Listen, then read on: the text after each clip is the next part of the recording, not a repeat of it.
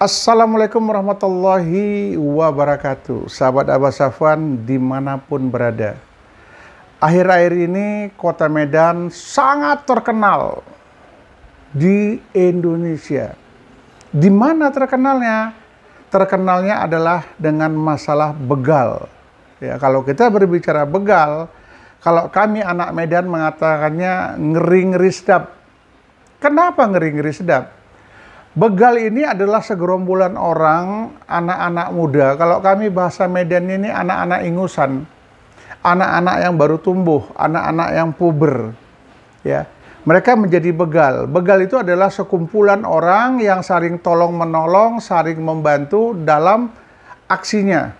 Sayangnya aksinya ini dilakukan mereka adalah aksi kejahatan. Rame-rame dia berkelompok, kemudian tanpa komunikasi, langsung main bacok. Ini mental-mental luar biasa, mental-mental nekat, mental-mental berani, mental-mental yang tak pernah dipikirkan. Kenapa begal ya, khususnya di kota Medan? Saya bicara kota Medan karena saya tinggal di Medan. Ini mengerikan. Kenapa mengerikan? Orang nggak berani keluar malam lagi. Kalau sudah malam jam 10, orang tak berani keluar lagi. Karena ini tak mampu diselesaikan oleh aparat pemerintahan, akhirnya semakin lama semakin berkembang, semakin meluas. Bahkan siang hari, pagi hari, begal pun berani. Yang terakhir saya dapat informasi pelaku begal itu membegal seorang PNS Kodam. Seorang perempuan, seorang ibu-ibu. Itu tepatnya jam 6 lewat sekitar setengah 7 di Jalan Patriot di samping Kodam, dalam lingkungan komplek Kodam itu sendiri. Itu terjadi begal. Berarti kita sekarang sudah nggak main-main. Medan siaga 1 begal.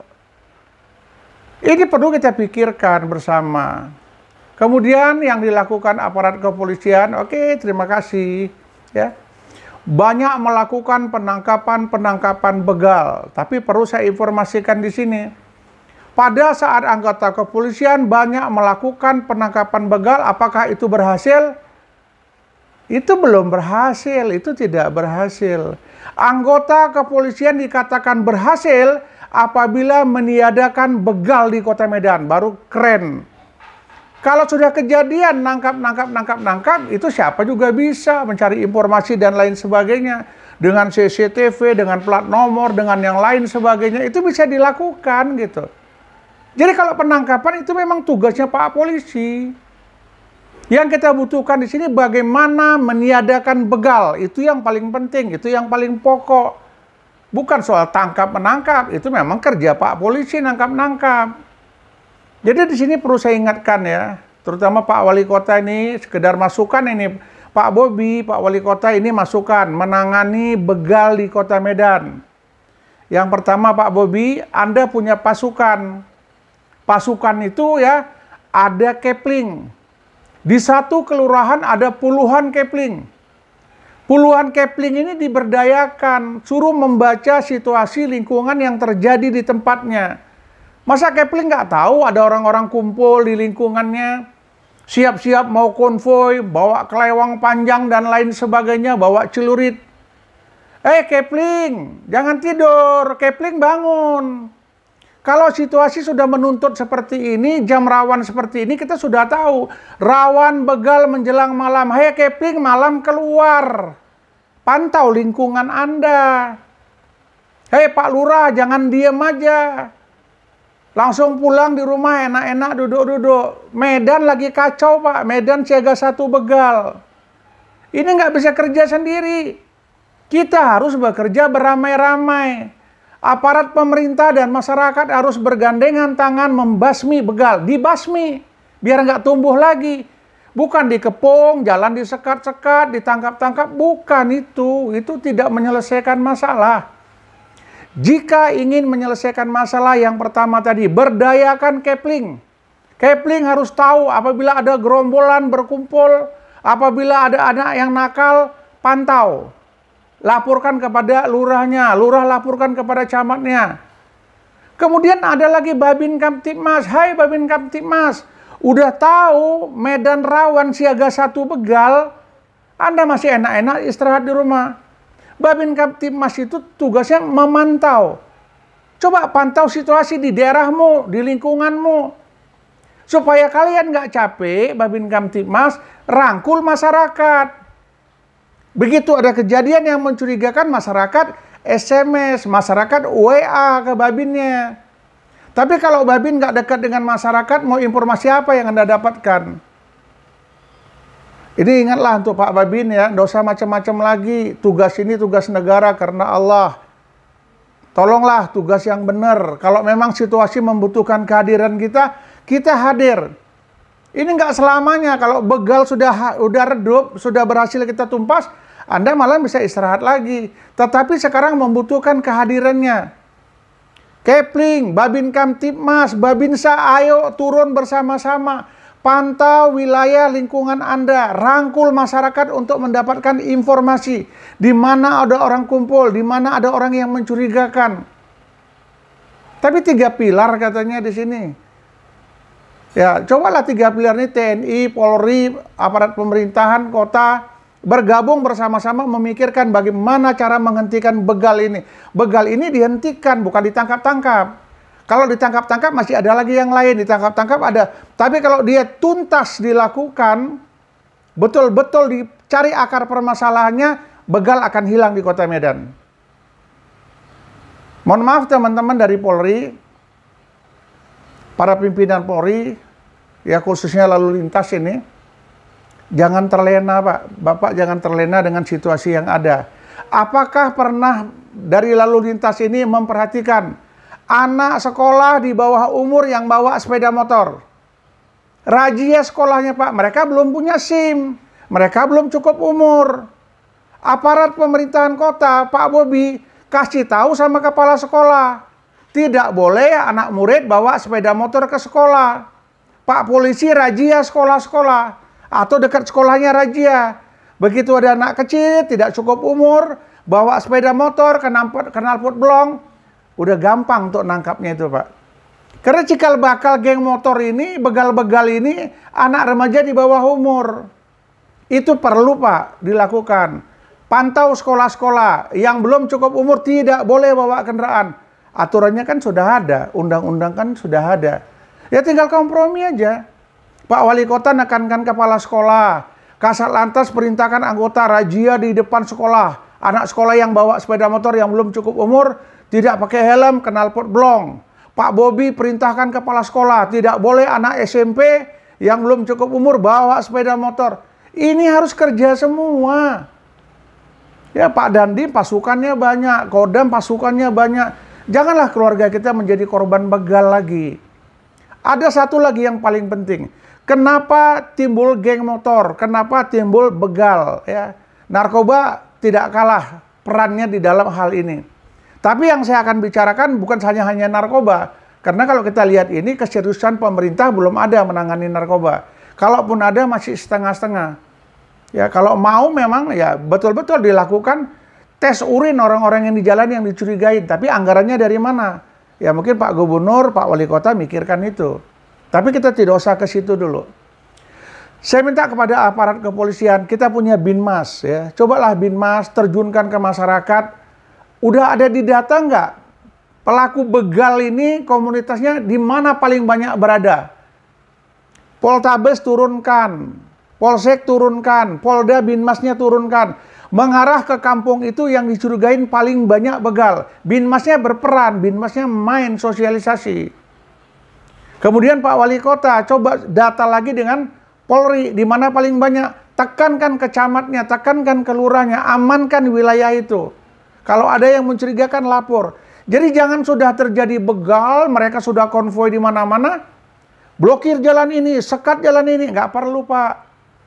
Pada saat kumpul 2-3 orang, 5 orang, tim kita sudah merapat. Hai Intel, di mana kalian intelijen? Janganlah yang cari yang tidak-tidak yang diinteli. Ini kebutuhan kota nih, siaga 1 begal.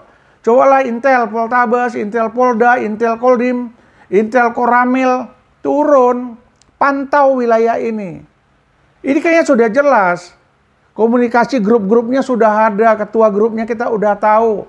Coba pantau, nggak usah tangkap, pantau saja dulu apa yang mereka lakukan. Kita kan bisa nyadap, handphone mereka kan banyak. Sadap handphonenya pada saat mereka berkomunikasi. Ini masalah serius loh Pak. Ekonomi Kota Medan terganggu gara-gara begal. Orang tidak berani buka toko sampai tengah malam. Karyawan tak berani pulang pada larut malam. Kasihan masyarakat Kota Medan ini membutuhkan keamanan di Kota Medan. Pak Bobi, ini kesempatan emas ya. Anda berkaryalah, berkarirlah di sini. Anda buktikan sebagai wali kota Anda mampu menekan begal di Kota Medan. Kalau bisa, pesan dan saran saya, rangkul klub-klub motor, bukan geng motor ya. Klub-klub motor. Klub-klub motor, mereka ini adalah orang-orang dewasa, orang-orang terpelajar yang bergabung satu hobi di dalam klub sepeda motor. Beda dengan geng ya, ini klub.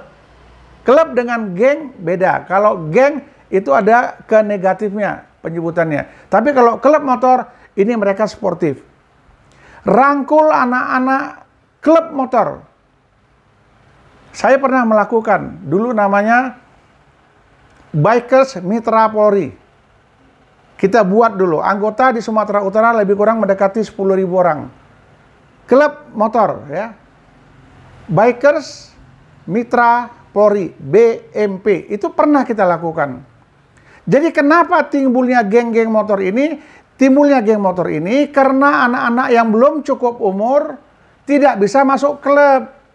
Kenapa nggak bisa masuk klub? Mereka belum punya SIM, mereka belum cukup umur. Orang yang di klub sepeda motor itu safety, pakai helm, kendaraannya lengkap, SIM, STNK, kaca spion. Ini kita atur, kita tata, kita rangkul. Setiap saat, sebulan sekali kita kumpul sama anak klub. Kita bergabung dengan mereka, aparat kepolisiannya.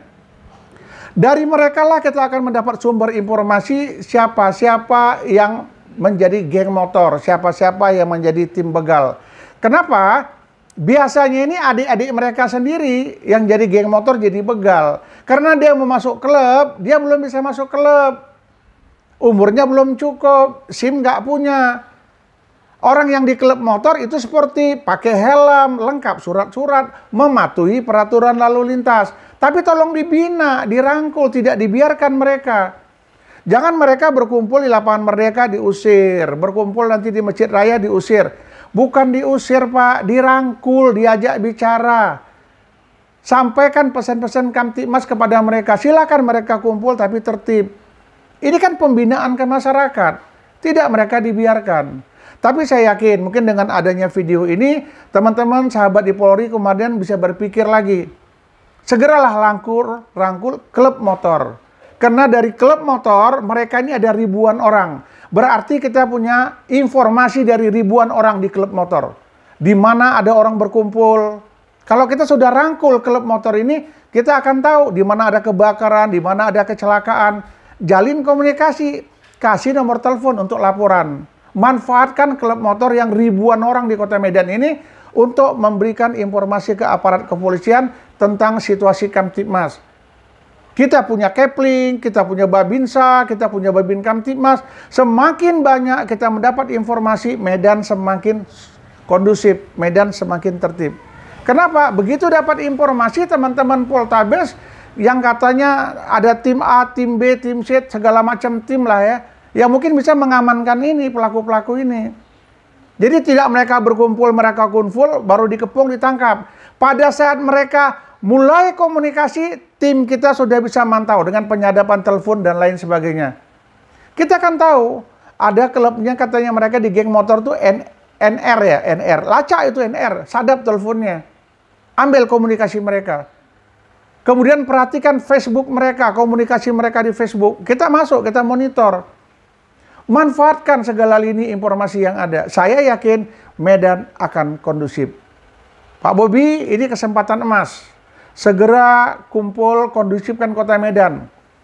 Rangkul Poltabes Medan, rangkul Kodim Medan, ajak kerjasama, manfaatkan Babin Kamtibmas, manfaatkan Babinsa, manfaatkan Kepling.